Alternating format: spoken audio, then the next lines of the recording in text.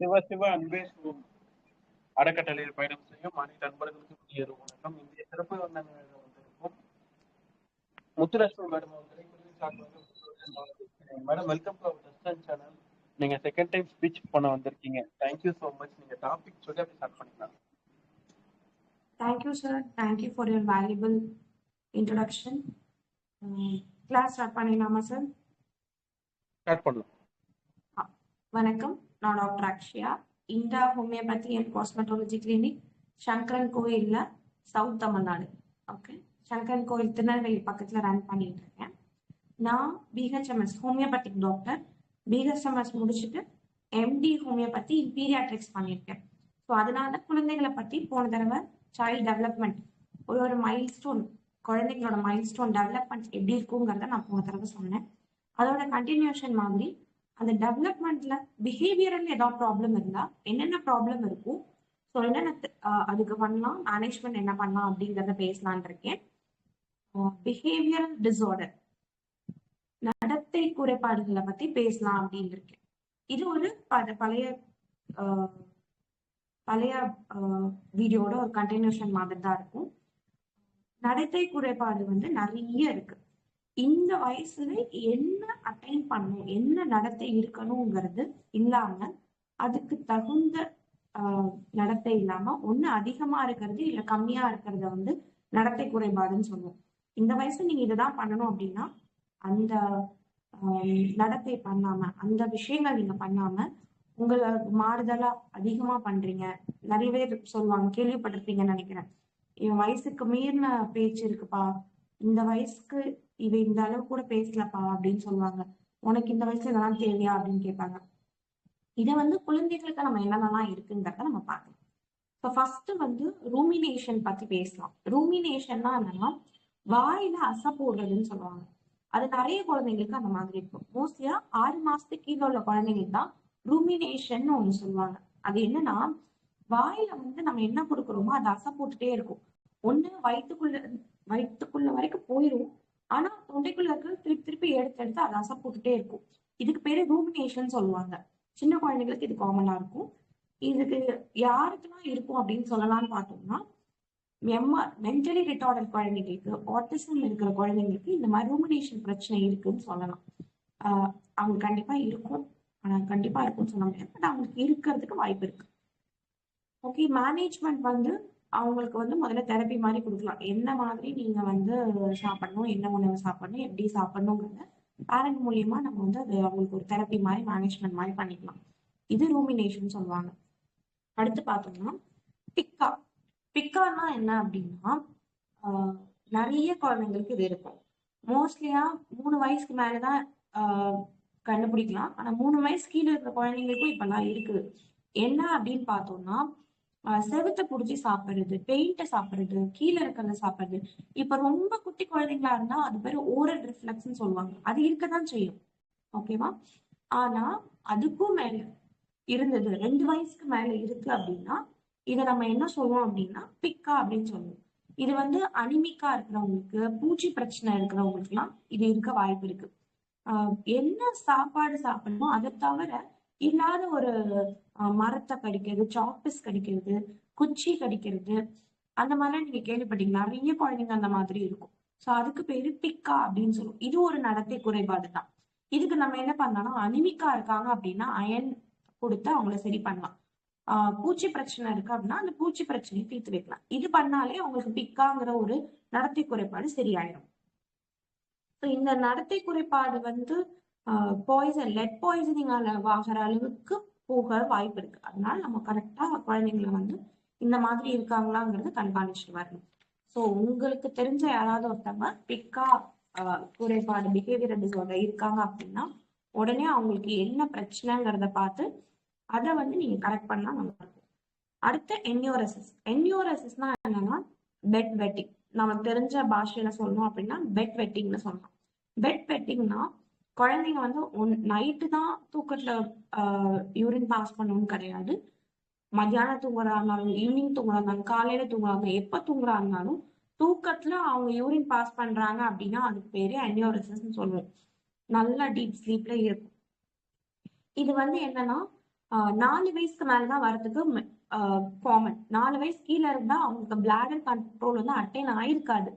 அதனால அவங்களுக்கு வந்து ஆஹ் ஆஹ் அதனால அவங்களுக்கு இருக்கிறது பிரச்சனை கிடையாது. ஆனா 4 வயசுக்கு மேலே இருக்கு அப்படின்னா நம்ம என்ன அப்படிங்கிறத பார்க்கலாம். ஒண்ணு பிளாடர் கண்ட்ரோல் சரி இல்லாம இருக்கிறது, இல்லைன்னா நர்வ் ரீதியா நரம்பு ரீதியா ஏதாவது பிரச்சனை இருக்கலாம், இல்ல பயம், ஸ்ட்ரெஸ், ரொம்ப நைட்ல ஏதாவது பயப்படுறது. இன்னொன்னு பாட்ரி ட்ரெயின் ஒழுங்கா இல்லாம இருந்தாலும் இந்த மாதிரி பெட் வெட்டிங் இருக்கும்.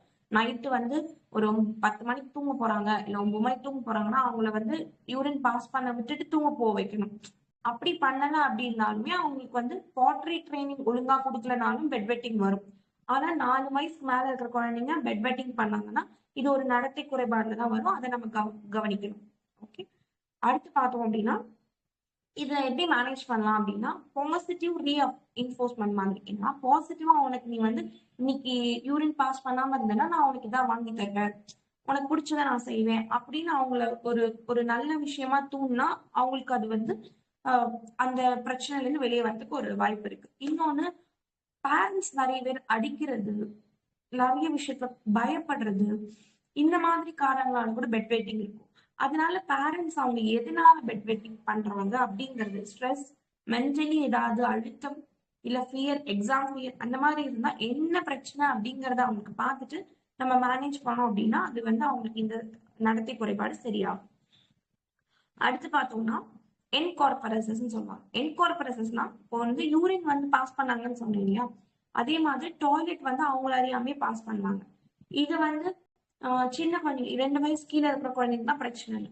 2 வயசுக்கு மேல, 3 வயசுக்கு மேல, 4 வயசுக்கு மேலேயும் இப்படி இருக்கு அப்படின்னா ஒண்ணு டயரியா, லூஸ் டூல்ஸ் இருந்தா அந்த மாதிரி இருக்கும்.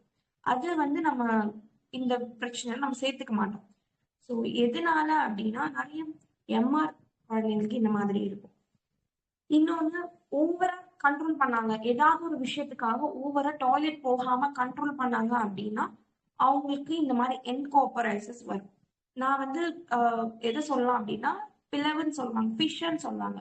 ஃபிஷர்னு ஒரு ஒரு வியாதி ரெக்டம்ல இருந்து அப்படின்னா ஓவரா கண்ட்ரோல் பண்ணாங்க அப்படின்னா என்கார்பரசஸ் மாதிரி வரும். ஸோ என்கார்பரசஸும் ஒரு நடத்தை குறைபாடுல உள்ள ஒரு விஷயம் தான். அடுத்து பார்த்தோம்னா நைட் டெரர்ஸ் சொல்லுவாங்க. நைட் டெரர்ஸ் அப்படின்னா நைட் டெரர்ஸ்க்கும் வித்தியாசம் இருக்கு. நைட் மேர்ஸ் அப்படின்னா என்னன்னு நான் சொல்றேன்.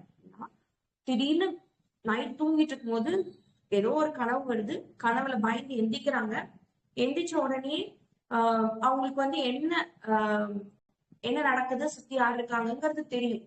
அதுக்கப்புறமா நம்ம பேம்பர் பண்ணோம், சரிப்பா ஒண்ணும் இல்ல தூங்க அப்படின்னா தூங்கிடுவாங்க அந்த குழந்தைங்கலாம். ஆனா நைட் டெரர்ஸ்ங்கிறது அவங்களுக்கு சுத்தி என்ன நடக்குதுன்னு தெரியாது, பயந்து எந்திப்பாங்க, அழுவாங்க. நம்ம அம்மா அப்பா பேம்பர் பண்ணாலுமே அவங்க அதுக்கு சரி பட மாட்டாங்க, சரியாக மாட்டாங்க, இன்னும் அழுதுட்டே இருப்பாங்க. அதுக்கு பேர் தான் நைட் டெரர்ஸ்ன்னு சொல்லுவோம். இது வர்றதுக்கு நிறைய காரணம். ஸ்ட்ரெஸ், மோஸ்ட்லியா ஸ்ட்ரெஸ், ஃபியர், எதுக்கு வந்து பயமுடுத்துறது, இல்ல ஏதாவது ட்ராமா, பிசிக்கலாவும் சரி மென்டலாவும் சரி ஏதாவது ஒரு குழந்தைங்கள்ட்ட ட்ராமா அப்படி இருந்தா அது நைட் டெரர் மூலியமா நமக்கு தெரியும். ஸோ நைட் டெரருக்கும் நைட் மேஸ்க்கும் வித்தியாசம் இருக்கு. ஸோ அதை நீங்க கண்டுபிடிச்சு உங்க குழந்தைங்களுக்கு எதனால இப்படி இருக்கு அப்படிங்கறத முக்கியமா பேரண்ட்ஸ் தான் அதெல்லாம் தெரியும். ஸோ பேரண்ட்ஸ் நீங்க குழந்தைங்களை ஒரு மாதிரி பிசிக்கல் ட்ராமாலையும் மென்டல் ட்ராமாலையும் கொண்டு விடாம பார்த்துக்கணும். ஸோ அதை கம்மி பண்ணாலே இந்த மாதிரி கம்ப்ளைண்ட்ஸ் வராம இருக்கும். ஸோ நைட் டெரர்ஸ் பத்தி நான் சொன்னேன் இல்லையா. அடுத்து சோம்னாம்பிஸ், இது நிறைய பேர் கேள்விப்பட்டிருப்பீங்க. தூக்கத்துல நடக்கிற வியாதி. அதுவுமே இல்ல குழந்தைங்களுக்கு ஒரு ட்ராமா ஏதாச்சும் மென்டல் ட்ராமா இருந்தாதான் இந்த கண்டிஷன் வரும். ஓகே, இது வந்து மோஸ்ட்லியா 8 வயசு கீழே இருக்கிறவங்களுக்கு தான் வரும். அதுக்கு மேல இருக்கிறவங்களுக்கு காமன் கிடையாது. ஓகே, அடுத்து வந்து தம் சக்கிங், நெயில் பைட்டிங், இது எல்லாமே ஒரு நடத்தை குறைபாடு தான். ரொம்ப தம்பை வந்து சக் பண்றது, இல்ல அப்படின்னா நெயில் பைட் பண்ணும். இதுவுமே நிறைய பேர் தெரியும் எது காரணமா இருக்கும். என்னைத்தான் நினைச்சிட்டு இருக்கிறது, எதுக்காவது பயப்படுறது, பதட்டப்படுறது, ஒரு மாதிரி ஸ்ட்ரெஸ் ஆயிக்கிறது, இதனாலதான் நம்மளுக்கு இந்த குழந்தைங்களுக்கு நெயில் பைட்டிங் பண்றது எல்லாருக்கும் தெரியும். தம் சக்கிங் பாத்தீங்கன்னா குழந்தைங்க ஒரு மாதிரி போரா இருக்காங்க அப்படின்னா தம் சக்கிங் பண்ணுவாங்க. ஸோ அவங்கள திருப்பியுமே பேரண்ட்ஸ் தான் வந்து அவங்கள வந்து கன்வின்ஸ் பண்ணி அவங்கள வந்து நடத்தையில எதுவும் பிரச்சனை இல்லாத மாதிரி பார்த்துக்கணும். ஓகே. அடுத்து பார்த்தோம் அப்படின்னா புரூக்சிசம். புரூக்சிசம்னா என்ன? பல்லு கடிக்கிறது, டீத்தை வந்து கடிக்கிறது. ஓகேவா? மோஸ்ட்லியா அது வந்து நைட் தூக்கத்துல தான் இருக்கும். தூக்கத்துல தான் பல்லு கடிப்பாங்க, இப்படி கடிப்பாங்க. நிறைய பேருக்கு அது காரணம் வந்து பார்த்தோம்னா பூச்சி தொந்தரவா தான் இருக்கும். பூச்சி தொந்தரவு இல்ல பயத்துல கூட பல்லு கடிப்பாங்க. இல்ல நீங்க காலையில நல்லா திட்டிருக்கீங்க, அடிச்சிருக்கீங்க அப்படின்னா ஓவர் ஆங்கரை வந்து சப்ரஸ் பண்றது, ஃபியர் சப்ரஸ் பண்றது, ஆங்கரை காமிக்காம அப்படி அடக்கி வச்சுக்கிறது. அதனால கூட அவங்களுக்கு வந்து இந்த மாதிரி பல்லு கடிக்கிற பிரச்சனை இருக்கும். அதுக்கு பேரு புரூக்சிசம் சொல்லுவாங்க. ஸோ இதையுமே நீங்க வந்து பிஹேவியரல் டிசார்டர்ஸ் பார்த்தோம் அப்படின்னாலே மோஸ்ட்லி எல்லாமே எமோஷனலா ஏதாவது ஒரு ப்ராப்ளம் இருந்தாதான் பிஹேவியரல் டிசார்டர்ஸ் வரும். ஸோ அந்த எமோஷனல் ப்ராப்ளமை யாருக்கு நல்லா அட்ரஸ் பண்ண முடியும்னா பேரண்ட்ஸ், டீச்சர்ஸ், அதுக்கப்புறம் தான் டாக்டர்ஸ். கரெக்டா? ஸோ உங்களோட குழந்தைங்க என்ன எமோஷனலா டிஸ்டர்ப் ஆயிருக்காங்கன்னு பார்த்து அவங்கள பேம்பர் பண்ணி அவங்களுக்கு ப்ராப்பர் எஜுகேஷன் கொடுத்து ப்ராப்பரா அண்டர்ஸ்டாண்ட் பண்ண வச்சாலே இந்த மாதிரி பிஹேவியரல் டிசார்டர்ஸ் வராது. ஓகே. அடுத்து புரூக்சிசம் பண்ணுவோம் இல்லையா? அடுத்து வந்து பிரெத் ஹோல்டிங் ஸ்பெல்ஸ். இது வந்து நிறைய பேருக்கு பிரச்சனை. ஸோ என்ன அப்படின்னா பிரெத் ஹோல்டிங் ஸ்பெல்ஸ் அப்படின்னா குழந்தை வந்து ஏதோ ஒண்ணு கேக்குது, அடம் பிடிக்குது, நம்ம கொடுக்க மாட்டேங்கிறோம், கோவம் வந்துருது குழந்தைக்கு, அழ ஆரம்பிக்கிறாங்க. அப்ப அழ ஆரம்பிக்கும் போது என்ன ஆகும் அப்படின்னா ஸ்டார்ட் பண்ணும்போது ஒரு ஒரு இன்ஸ்பயர் பண்ணாம கிரேட் எக்ஸ்பிரேஷன், ஒரு மூச்சை இழுத்துட்டு ஒரு கிரேட் எக்ஸ்பிரேஷன் விட்டுட்டு அழுவாங்க. அப்போ என்ன ஆகும் அப்படின்னா ஆக்சிஜன் கம்மியா உடம்புக்கு போய் கார்பன் டை ஆக்சைடு நிறைய இருக்கும், ஆக்சிஜன் கம்மியா உடம்பு ஒரு மாதிரி ஆப்னிக் ஸ்டேட், ஆக்சிஜன் லெவல் கம்மியாக ஆரம்பிச்சுட்டு ஒரு மாதிரி இழுத்துக்கிற மாதிரி இருக்கும். டோனிக் குளோனிக் ஸ்டேட் மாதிரி, ஐ மீன் குளோனிக் ஸ்டேட் வந்துடும். அப்படி ஒரு மாதிரி இழுத்துக்கும் அவங்களுக்கு. ஸோ இது வந்து நிறைய பேர் வந்து ஷீஷர் நினைப்பாங்க, வலிப்புன்னு நினைப்பாங்க. ஆக்சுவலா வலிப்பா இருக்க வாய்ப்பு ரொம்ப கம்மி. என்னன்னா இது பேரு பிரெத் ஹோல்டிங் ஸ்பெல்ஸ்ன்னு சொல்லுவாங்க. திடீர்னு உடனே ஒரு 1 மினிட் இல்ல 2 மினிட்ஸ் தான் இருக்கும். அதுக்கப்புறம் நார்மல் ஸ்டேட்டுக்கு வந்துருவாங்க. அப்புறம் நீங்க இசிஜி எடுத்து பாத்தீங்க அப்படின்னா இஇஜி வந்து நார்மலா தான் இருக்கும். ஸோ இது வந்து சீஷர்ல இருந்தாலும் இந்த மாதிரி ஸ்டேட் இருக்கும். ஆனா நீங்க சீஷர் இல்ல, இது வந்து நார்மல் பிரெத் ஹோல்டிங் ஸ்பெல் எப்படி கண்டுபிடிக்கலாம்னா இஇஜி வந்து நார்மலா இருக்கும். இந்த பிரெத் ஹோல்டிங் ஸ்பெல்ஸ் வந்து நம்ம எப்படி வந்து அவங்கள சரிப்படுத்தலாம் அப்படின்னா அதுவுமே அவங்கள ப்ராப்பரா பேம்பர் பண்றது மூலியமா தான் அது பண்ண முடியும். அவங்களுக்கு எஜுகேஷன் கொடுக்கணும், அவங்களுக்கு சொல்லி புரிய வைக்கணும். பாப்பா நீ இப்படி அழுதுனாலும் உனக்கு எதுவும் கிடைக்க போறது இல்லை அப்படிங்கறத அவங்களுக்கு எடுத்து சொல்லணும், புரிய வைக்கணும். ஓகே. இப்படி நீ அழாத அப்படின்னு சொல்லி புரிய வைக்கணும். அது கஷ்டம் தான், பேரண்டிங்கிறது ரொம்ப ரொம்ப கஷ்டம். பட் அதை நம்ம எப்படி ஹேண்டில் பண்றோங்கிறது இருக்கு. நெக்ஸ்ட் பார்த்தோம் அப்படின்னா ஏடிஹெச்டி. ஏடிஹெச்டி ஆட்டிசம்னும் பிஹேவியரல் டிசார்டர் தான். அது நிறைய பேருக்கு தெரியும். ஏடிஹெச்டின்னா என்ன? ஒரு மாதிரி ஹைப்பர் ஆக்டிவா இருப்பாங்க, டென்ஷனே இருக்காது, ஒரு இடத்துல அவங்களால உட்காரவே முடியாது, இங்கேயும் அங்கேயும் போயிட்டு போயிட்டு வருவாங்க, ஒரு நம்ம சொன்னா அதை கேட்க மாட்டாங்க, அவங்க இஷ்டத்துக்கு எல்லாம் செய்வாங்க, பயங்கரமா சேட்டை பண்ணுவாங்க. இதுதான் ஏடிஹெச்டி சொல்றது. இன்னொன்னு என்ன, அவங்களுக்கு வந்து ஐக்கியூ பாத்தீங்கன்னா நார்மலா தான் இருக்கும், ஐக்கியூல எந்த பிரச்சனையும் இருக்காது. ஏடிஹெச்டி வந்து ஒரு ரெஸ்ட்லெஸ்னஸ், எப்போ ரெஸ்ட்லெஸ், என்ன பண்ண அப்படின்னு இருக்கும். இதுதான் ஏடிஹெச்டி. இது ஒரு நடத்தை குறைபாடு. ஸோ இதுல வந்து டிஸ்ட்ராக்ஷன்ஸ் நிறைய இருக்கும். நம்ம ஒண்ணு சொன்னா அது கேட்கவே மாட்டாங்க, நம்ம சொல்றது அவங்களுக்கு புரியாது, நம்ம ஒண்ணு சொல்லிட்டு இருப்போம் அது செய்யாம வேற ஏதாவது செய்வாங்க, அவங்க இஷ்டத்துக்கு தான் செய்வாங்க. அதிகமா டிஸ்ட்ராக்ஷன்ஸ் இருக்கும், கான்சென்ட்ரேஷனே இருக்காது, வெரி ஹைப்பர் ஆக்டிவ், இம்பல்சிவ். இம்பல்சிவ்னா என்ன, இது ஒரு விஷயம் நடந்தா அதுக்கு டேஞ்சர் ஆகும், அதுக்கு பயப்படவே மாட்டாங்க, அந்த டேஞ்சர்னஸே அவங்களுக்கு தெரியாது. ஸோ ஒரு இடத்துல உட்காரவும் மாட்டாங்க, ஆல்ரெடி சொல்லிட்டு. அடுத்து ஆட்டிசம் பாத்தீங்க அப்படின்னா ஆட்டிசம் வந்து ஏடிஹெச்டி ஆட்டிசம் நிறைய வித்தியாசம் இருக்கு. ஏடிஹெச்டில ஹைப்பர் ஆக்டிவ்னஸ் இருக்கும், ஆனா ஆட்டிசம் அப்படி கிடையாது. ஆட்டிசம் வந்து நம்ம பார்த்தோம் அப்படின்னா ஆட்டிசம்ல வந்து அவங்க வந்து ஒரு ஒரு தனி வேர்ல்ட்ல இருப்பாங்க, அவங்களுக்குன்னு ஒரு தனி உலகம், அந்த உலகத்துல இருப்பாங்க. விளையாடுறது கூட ஒரு பியர்ல இருக்காது, எல்லா குழந்தைங்களோட விளையாட மாட்டாங்க, தனியா அவங்க பாட்டு விளையாடுவாங்க, பேரண்ட்ஸோட மிங்கிள் ஆக மாட்டாங்க. ஸோ இது வந்து ஆட்டிசம்ங்கிறது ஒரு பெரிய பெரிய ஒரு அது ஒரு பெரிய டாபிக், அதை எடுத்தாலே நிறைய பேசலாம். ஸோ ஆட்டிசம் இது பிஹேவியரல் டிசார்டர் தான் ஒண்ணு வரும். இன்னும் ஆட்டிசம் பத்தி நிறைய பேசலாம் அப்படின்னா 3 வயசுக்கு மேலதான் நம்மளுக்கு அந்த சிம்டம்லாம் தெரிய ஆரம்பிக்கும். ஓகே. அப்புறம் ஒரு ஐ கான்டாக்ட் இருக்காது, கம்யூனிகேஷன் ஸ்கில் இருக்காது, நம்ம ஒண்ணு கேட்டா அவன் ஒண்ணு சொல்லுவான், திருப்பி திருப்பி சொல்றது. இப்போ சாப்பிட்டியாப்பா அப்படின்னு கேட்டா, சாக்லேட் வேணுமாப்பா அப்படின்னு கேட்டா அவன் திருப்பி அதே சொல்லுவான், சாக்லேட் வேணுமா அப்படின்னு. ஒரு கம்யூனிகேட்டிங் ஸ்கில்ஸே சரியா இருக்காது. ஓகே. தனியா தான் விளையாடுவாங்க. அது ஆல்ரெடி நான் உங்கள்கிட்ட சொல்லிட்டேன். அடுத்து பார்த்தோம் அப்படின்னா ஜுவினல் டெலிக்வசி. ஜுவினல் டெலிக்வசி அப்படின்னா இந்த வயசு இப்போ வந்து இது வந்து மோஸ்ட்லி ஆனால் பாய்ஸ்க்கு தான் காமனா இருக்கும். அந்த மாதிரி நான் சொன்ன ADHD ஆட்டிசமும் பாய்ஸ் மேல் பசங்களுக்கு தான் கொஞ்சம் காமனா இருக்கும். இது என்னன்னா 16 வயசு கீழே இருக்க பசங்க, 18 வயசு கீழே இருக்க பொண்ணுங்க இந்த இந்த வயசு செய்ய வேண்டிய வேலையை செய்யாம அதுக்கு பிரம்மாண்டமா எப்படி சொல்றது, ஒரு குழந்தை வந்து ஒரு கொலை பண்றதோ, இல்ல வேற ஏதாவது திருடுறதோ, இல்ல வேற ஏதாவது சின்ன பசங்க ரேப் பண்றதோ, இதெல்லாம் வந்து அவங்க வயசுக்கு செய்ய வேண்டிய விஷயமே கிடையாது. வயதுக்கு மீறின ஒரு விஷயம் பண்றாங்க அப்படின்னா இது பேர் ஜூனியர் டெலிக்வசின்னு சொல்லுவாங்க. இதுக்குமே ப்ராப்பரா டீச்சிங், ப்ராப்பர் தெரபிஸ், ப்ராப்பரா பேரண்டிங் இதெல்லாம் இருந்தாதான் இதை கண்ட்ரோல் பண்ண முடியும். ஓகே, இதை வந்து நமக்கு தெரியும், இந்த மாதிரி தப்பு பண்ணிட்டாங்கன்னா சீர்திருத்த பள்ளியில போடுறது, இதுவுமே ஒரு பிஹேவியரல் டிசார்டர் தான். இதுக்கு ஃபேக்டர்ஸ் நிறைய இருக்கு. எதனால அப்படின்னா அடிக்ஷன்ஸ், சின்ன வயசுல அடிக்ஷன், ப்ராப்பரா ஃபாதர் அண்ட் மதர் கிட்ட கம்யூனிகேஷன் இல்லாம இருக்கிறது, இல்ல ஏதாவது ட்ராமா, அபியூஸ் ஏதாவது அந்த மாதிரி அவங்க வந்து கோத்ரூ பண்ணியிருந்தாங்க அப்படின்னா, இல்ல எக்ஸ் ஹார்மோன் ஒய் ஹார்மோன் அதிகமா இருந்தாலும் இந்த மாதிரி கம்ப்ளைண்ட்ஸ் வரும். ஸோ இன்ஃபீரியாரிட்டி இருக்கிறது, இந்த மாதிரி இருந்தாலும் குழந்தைங்களுக்கு ஜுவெனல் டெலிக்வசி வரதுக்கு வாய்ப்புகள் இருக்கு. ப்ராப்பரா ஒரு பேரண்டிங் மூலியமா இந்த பிஹேவியரல் டிசார்டர்ஸ் எல்லாத்தையும் கம்மி பண்ணி இதுதான். ஸோ அடுத்து பார்த்தோம் அப்படின்னா லேர்னிங் டிசபிலிட்டி.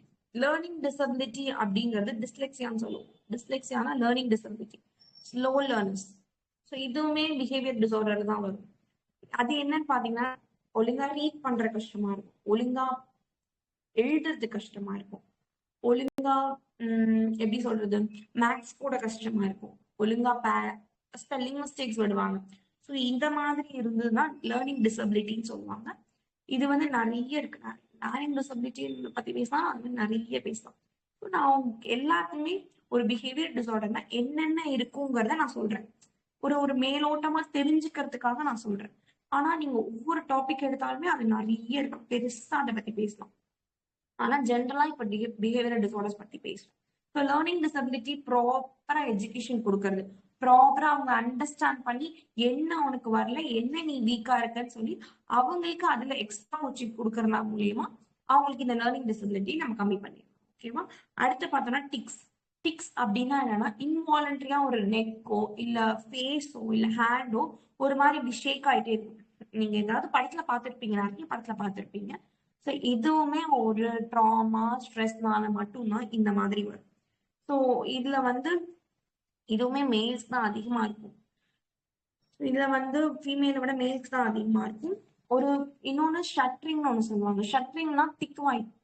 ஸோ ஒண்ணு பேச முடியாது, ஃப்ளோ ஆஃப் தாட்ஸ் இருக்காது, ஃப்ளோவா பேச மாட்டாங்க. இது கூட என்னன்னா இப்போ வந்து நீங்க ஷட்டரிங் வந்து எதனால அப்படின்னா ஒரு பதட்டம், ஒரு ஆங்கர், ஒரு ஃபியர் அந்த மாதிரி இருந்தா ஷட்டரிங் ப்ராப்ளம் நிறைய பேருக்கு இருக்கும். ஓகேவா? இதுல வந்து என்ன அப்படின்னா அவங்கள தனியா ஒரு இடத்துல விட்டீங்க அப்படின்னா தனியா பேச சொன்னாலோ இல்ல தனியா ஒரு அவங்களுக்கு பிடிச்ச இடத்துல தனியா இருந்து அவங்களுக்கு பிடிச்ச மாதிரி ஒரு இடத்துல பேசுறாங்க, ஒரு பெட் இருக்கு அந்த பெட் கிட்ட பேசுறாங்க, தனியா பாடுறாங்க அப்படின்னா அவங்களுக்கு அந்த ஷட்டரிங் திக்கிறது இருக்காது. மோஸ்ட்லியா ஷட்டரிங் வந்து பதட்டத்திலையும் கோபத்திலையும் தான் வரும். ஸோ ஷட்டரிங் வந்து எதனால வருதுங்கிற அண்டர்ஸ்டாண்ட் பண்ணி அதுக்கும் ஒரு பேரண்டிங் அட்வைஸ் கொடுக்கலாம். ஓகே, அடுத்து வந்து டெம்பர் ட்ராண்ட்ரம்ஸ். டெம்பர் ட்ராண்ட்ரம்ஸ் அப்படின்னா அடம் பிடிக்கிறது, பயங்கரமா அடம் பிடிக்கிறது. இது வந்து 2 வயசு 3 வயசுல இருந்து ஒரு 4 வயசு வரைக்கும் ரொம்ப கஷ்டம்தான். இது என்னன்னா நம்ம கண்டுக்காம வர்றதால மட்டும்தான் இருக்கு. இப்போ ஒரு விஷயம் கேட்டு அடம் பிடிக்கிறாங்க அப்படின்னா அடம் பிடிச்சா அது கிடைக்காதுங்கிறது அவங்களுக்கு தெரியணும், அவ்வளவுதான். அதை கண்டுக்காம அவங்களை டிஸ்ட்ராக்ட் பண்றது மூலியமா மட்டும்தான் நம்ம அதை மேனேஜ் பண்ண முடியும். இல்ல அவங்க அடம் பிடிக்கிறாங்க நம்ம கேட்கறத கொடுக்குறோம் அப்படின்னா நம்மளுக்கு அந்த டெம்பர் ட்ராண்ட்ரம்ஸ் அப்படியே பழகி பெரியவங்க வரைக்கும் வர ஆரம்பிச்சிடும். ஸோ ஒரு விஷயம் அடம் பிடிக்கிறாங்க அப்படின்னா அதை கண்டுக்காம பேரண்ட் விட்டுருங்க, அவங்களே அதை செட்டில் ஆயிடுவாங்க. இது அடம் பிடிச்சா கிடைக்காது, அழுதா கிடைக்காது, நம்மளுக்கு என்ன தேவையோ அதுதான் நம்மளுக்கு அப்படின்னு சொல்லிட்டு அவங்களே அதை புரிஞ்சுப்பாங்க. ஸோ டெம்பர் ட்ராண்ட்ரம்ஸை இப்படிதான் மேனேஜ் பண்ண முடியும். ஸோ அடுத்து பாத்தீங்க அப்படின்னா டிஸ்லெக்சியா பத்தி நிறைய சொல்லிட்டேன். புவர் ஸ்கூல் பெர்ஃபார்மன்ஸ் வந்து மோஸ்ட்லி ஐக்யூ லெவல் வந்து பாத்தீங்க அப்படின்னா நம்மளால கண்டுபிடிக்க முடியாது. ஐக்யூ லெவல் வந்து கஷ்டம் தான். அவங்களுக்கு வந்து கம்மியா இருக்க போய் தான் ஸ்கூல் பெர்ஃபார்மன்ஸ் வந்து டிஸ்டர்ப் ஆகுற மாதிரி இருக்கு. ஐக்யூ லெவல் வந்து எப்படி இருக்குங்கிறத அதே நம்ம அனலைஸ் பண்ணிக்கலாம். ஓகே. டிஸ்லெக்ஸியா மோஸ்ட்லி என்ன பார்த்தோம் அப்படின்னா 1 to 2 1க்குமே டிஃபரன்ஸ் கஷ்டமா இருக்கும். ஆன் நோ அப்படி அதுக்குமே அவங்களுக்கு கஷ்டமா இருக்கும். ஸோ அந்த மாதிரி தான் அவங்களுக்கு ப்ராப்ளம்ஸ் எல்லாமே இருக்கும். அடுத்து பார்த்தோம்னா இன்ஃபான்டைல் கோலிக். இன்ஃபான்டைல் கோலிக்னா என்ன அப்படின்னா வயிற்றுல வந்து குழந்தைங்களுக்கு ரொம்ப வலிக்கும். எதுக்கு வலிக்கும்னே தெரியாது. இதுதான் காரணம் சொல்லவே முடியாது. வயிறு வலி வந்து எதுவுமே எமோஷனலா ஏதோ ப்ராப்ளம் இருந்தா மட்டும் தான் வயிறு வலி. கரெக்டா ஈவினிங் டைம்ல வலிக்கும். எதுக்கு வலிக்கும்னு தெரியாது. நீங்க என்ன ஸ்கேன் என்ன எடுத்து பார்த்தாலும் ஒண்ணுமே எந்த பிரச்சனையும் இல்லை, நல்லாதான் இருக்கான்னு சொல்லுவாங்க. பார்த்தா ஒரு எமோஷனல் பேலன்ஸ் இல்லைனாலும் எமோஷனல் ஏதாவது பிரச்சனை இருந்தாலும் உங்களுக்கு இந்த மாதிரி வயிறு வலி அக்கேஷனலா வரும். ஓகேவா? இது ஒரு காமனான விஷயம். அடுத்து கடைசியா பார்த்தோம்னா anorexia nervosa, bulimia nervosa. Bulimia. Anorexia nervosa, bulimia நர்வோசாவுக்கு 2 வித்தியாசம் இருக்கு. அனோரெக்சியா நர்வோசானா சாப்பிடவே மாட்டாங்க. அப்படியே சாப்பிட்டாலும் நம்ம குண்டாரும் நினைச்சு சாப்பிடவே மாட்டாங்க. அப்படியே சாப்பிட்டாலும் குத்தி கஷ்டப்பட்டு வாயில குத்தி குத்தி குத்தி வாமிட் எடுத்துறாங்க. அவங்களுக்கு வெயிட் போடக்கூடாது. அவங்க ரொம்ப அனிமிக்கா இருப்பாங்க, ரொம்ப மால் நியூட்ரிஷனா இருப்பாங்க. அவங்களுக்கு தேவையான சத்தே இருக்காது. ஏன்னா அவங்க வந்து குண்டாயிருவோங்கிற பயத்துல ஒரு அவங்களே குத்தி குத்தி சாப்பிட்டு வெளியேற்றலாம். ஆனா புலிமியா நர்வோசா நல்லா சாப்பிடுவாங்க. ஆனா சாப்பிட்டதுக்கு அப்புறம் நம்ம குண்டாயிடுவோமா அப்படின்னு சொல்லிட்டு திருப்பி ஒரு டயட்டிங் பண்றது, திரும்பி வாந்தி எடுக்கிறது, அதெல்லாமே பண்ணுவாங்க. இதுதான் அனோரெக்சியா நர்வோசாக்கும் புலிமியா நர்வோசாக்கும் ஒரு வித்தியாசம். அடுத்து நிறைய பார்த்தீங்கன்னா நிறைய இருக்கு. கான்டாக்ட் ஒரு மாதிரி opposition deficient disorder, contact disorder. இதெல்லாம் நம்ம சொல்றதே கேட்காம இருக்கிறது, நம்மள மதிக்காம இருக்கிறது, அந்த மாதிரி சின்ன சின்ன நிறைய விஷயங்கள் இருக்கு. பிஹேவியர் டிசார்டர் பார்த்தோம்னா நிறைய எமோஷனல் இம்பேலன்ஸ் இல்லாம இருக்கிறது, ஆங்ஸைட்டி பதட்டம் இருக்கிறது, ஃபியர் இருக்கிறது. மோஸ்ட்லியா பிஹேவியர் டிசார்டர் வரதுக்கு காரணமே பேரண்டிங் இம்ப்ராப்பர் தான். ஸோ பேரண்டிங் ப்ராப்பரா இருந்தாலே பிஹேவியர் டிசார்டர் நம்ம சரி பண்ணிடலாம். குழந்தைங்களுக்கு வந்து என்ன பிரச்சனை, ஃபியர் இருக்கா, இல்ல ஆங்ஸைட்டி இருக்கா, இல்ல அவங்களுக்கு என்ன ப்ராப்ளம், எதுக்கு பயப்படுறாங்க, எதுக்கு பதட்டப்படுறாங்க, எதுக்கு அவங்க கவலையா இருக்காங்க, எதுக்கு சந்தோஷமா இருக்காங்க அப்படிங்கிற ஒவ்வொரு விஷயத்தையுமே பேரண்ட் நீங்க வந்து கரெக்டா பாக்குறீங்க, கரெக்டா அவங்கள வந்து கைடன்ஸ் பண்றீங்க, கரெக்டா அண்டர்ஸ்டாண்ட் பண்ணி அவங்களுக்கு ஏத்த மாதிரி நீங்க நடந்துக்கிறீங்க அப்படின்னா இந்த பிஹேவியர் டிசார்டர் எதுவுமே வராது. ஸோ பிஹேவியர் டிசார்டர் ஒருவேளை இருந்துச்சு அப்படின்னா ஹோமியோபதியில நம்ம வந்து ஹோமியோபதியே கம்ப்ளீட்டா மென்டல் அப்படின்னு சொல்லலாம். Mind related mental health homeopathy ஒரு அற்புதமான மெடிசன். அதுவும் பீடியாட்ரிக்ஸ்க்கு வந்து ஹோமியோபதியில வந்து நீங்க பாத்தீங்கன்னா ஒரு ஒண்டர்ஸ் தான் பண்ணும். பிஹேவியர் டிசார்டர் ஃபார் ஹோமியோபதி அதுல வந்து ஹோமியோபதியில நல்ல முறையில மேனேஜ் பண்ணலாம். எந்த சைட் எஃபெக்டும் கிடையாது. ஒரு சேஃபான மெடிசன். அது குழந்தைங்களுக்கும் சாப்பிட ரொம்ப பிடிக்கும். ஸோ ஹோமியோபதி பிஹேவியர் டிசார்டர்ஸ் பீடியாட்ரிக்ஸ்ல வெரி வெரி ஒண்டர்ஃபுல், அற்புதம் பண்ணும். இன்னொன்னு பாத்தீங்கன்னா தெரபிஸ். பிஹேவியர் டிசார்டருக்கு தெரப்பி மேனேஜ்மெண்ட் வந்து தெரப்பி தான். பிஹேவியரா தெரப்பி கொடுக்கறது, கோஆர்டினேட்டிவ் தெரப்பி கொடுக்கறது, அப்புறம் interactions, parent teacher child interactions பண்றது. ஸோ இந்த மாதிரி ஆக்குபேஷனல் தெரப்பி கொடுக்கறது. ஸோ தெரப்பிஸ் மூலியமா அவங்களுக்கு சரி பண்ணலாம். குட் பேரண்டிங் மூலியமா, ஜென்ரல் அட்வைஸ் மூலியமா அவங்களுக்கு என்ன பிரச்சனைங்கிறத அனலைஸ் பண்ணி அதை சீக்கிரமா நம்ம சரி பண்ற மூலியமா இந்த பிஹேவியர் டிசார்டர்ஸ் வந்து நம்ம வராம தடுத்துக்கலாம். வந்தாலும் அது சீக்கிரமா சரி பண்ணிடலாம். இதோட நான் இந்த டாபிக்கை முடிச்சுக்கிறேன். ஸோ ஜென்ரலா தான் நான் சொல்லியிருக்கேன். என்னென்ன ப்ராப்ளம் இருக்குங்கிறத ஜென்ரலா நான் சொல்லியிருக்கேன். ஸோ இதை பத்தி நிறைய தெரிஞ்சுக்கலாம். You can contact me. இல்ல அப்படின்னா இந்த மாதிரி விஷயங்கள் இருக்குங்கிறத உங்களுக்கு தெரிஞ்சவங்களுக்கு பக்கத்துல சொல்லணும். பிஹேவியர் டிசார்டர்னா என்ன? இப்ப நார்மலா ஒரு விஷயம் இருக்கு அப்படின்னா இது நார்மல் தான் நினைக்காதீங்க. நான் சொன்ன சில விஷயங்கள், நிறைய விஷயங்கள் வந்து நார்மல் கிடையாது, அப்நார்மல். இந்த வயசுல இது இப்படி கிடையாது. அதை நீங்க புரிஞ்சுக்கணும். பேரண்ட் நீங்க புரிஞ்சுக்கணும். உங்களுக்கு தெரிஞ்சவங்களுக்கு சொல்லணும். தேங்க்யூ. என்னோட டீச்சிங்ஸ் இவ்வளவு நேரம் கேட்டிருந்ததுக்கு ரொம்ப நன்றி. தேங்க்யூ. இந்த ஆப்பர்ச்சுனிட்டி கொடுத்த இந்த ட்ரஸ்ட்டுக்கும் ரொம்ப நன்றி. தேங்க்யூ.